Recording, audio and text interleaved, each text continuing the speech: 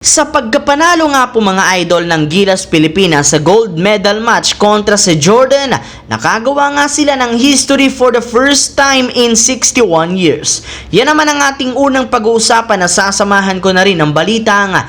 Meron nga palang pinangako si Justin Brownlee kay Coach Tim Cone bago ang kanilang rematch ni Rondae Hollis Jefferson, pero bago natin yan puntahan, aalamin muna natin ang katanungan kung magkakampiyon na nga ba ngayon ang Golden State Warriors gamit ang kanilang bagong lineup.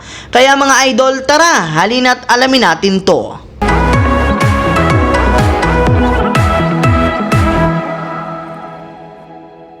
Ang videong ito mga idol ay hatid sa inyo ng Aurora Game, isang play-to-earn mobile app na kung saan pwede kang kumita habang nag-e-enjoy ka. Maraming mga games dito mga idol gaya ng Color Game na alam kong siguradong mananalo kayo. Dragon versus Tiger na simple lang, pipili ka lang kung Dragon ba o Tiger ang mananalo. Meron ding Toss a Coin na alam kong alam nyo na at marami pang iba. Sobrang dali lang mag-register, gamit lang ang iyong mobile number, hintayin ang verification code at gumawa ng password. Madali lang din mag-cash in at pag panalo, cash out agad gamit ang iyong GCash account. Kaya ano pang hinihintay nyo mga idol? Mag-download na at manalo. Nasa comment section ang link para makapagsimula na kayo. Alam naman nga po ninyo mga idol na isa nga po ang Golden State Warriors sa mga naging busy sa paggawa nila ng ilang malalaking move para mapa-improve ang kanilang kupunan, katulad na lamang ng pagtanggal nila kay Jordan Poole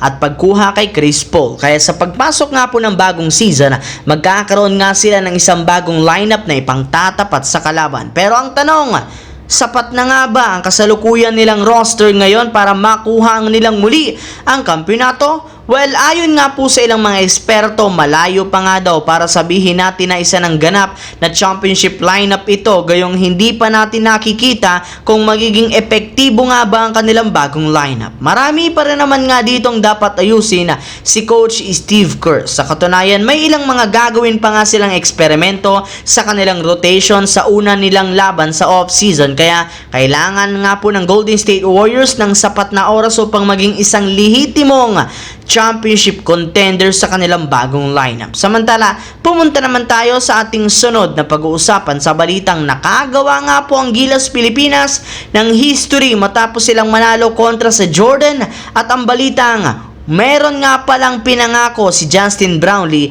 kay Coach Tim Cone bago ang kanilang rematch ni Rondae Hollis Jefferson.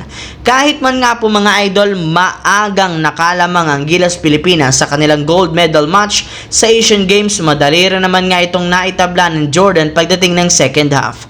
Nakabawi ulit nga po kahit papano ang Gilas Pilipinas pagpunta ng third quarter sa pag-step up ni Justin Brownlee na nagtala ng 20 points, Ange Kwame na kumuha naman ng 14 points. Pero hindi rin naman nga basta-bastang sumuko ang team ng Jordan, gayong sinubukan rin naman nga nila na humabol, sadyang nahirapan nga sila talaga na magawa ito matapos silang mag-struggle sa kanilang shooting, especially ang kanilang import na si Rondae Hollis Jefferson. Kaya sa huli, nanalo pa rin naman nga po sa kanilang laban ng Gilas Pilipinas sa score na 70-60, kung saan nakuha na nga po nila ang kanilang kauna-unahang gintong medalya sa 5v5 men's basketball sa Asian Games matapos ang 61 years na paghihintay ng ating national team. At kasunod nga niyan, agad na nga po ng pinagkaguluhan ng mga Pinoy fans ang Gilas sa social media, gayong lahat nga sila tuwang-tuwa sa nagawa nito. Pero hindi rin naman nga yan mangyayari kung wala ang ating import na si Justin Brownlee, na literal bumuhat at nanguna sa Gilas sa apat na magkakasunod na elimination game kontra sa Qatar,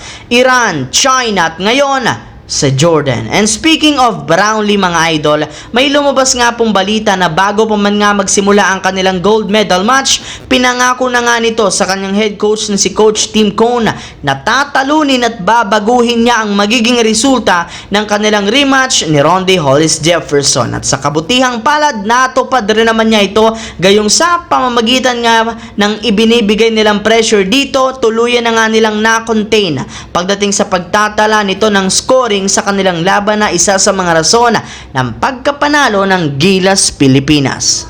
So that's it mga idol, ang ating bagong video ngayong araw na ito dito. Once again, this is your J-Zone TV. Huwag kalimutang mag-like at syempre mag-subscribe. Pindutin ang notification bell sa akin channel para lagi kayo maging updated sa mga videos na pinapalabas ko. I-follow, bisitahin at i-like ang ating Facebook page, J-Zone TV. Maraming salamat mga idol. Hopefully, nag-enjoy kayo ngayon.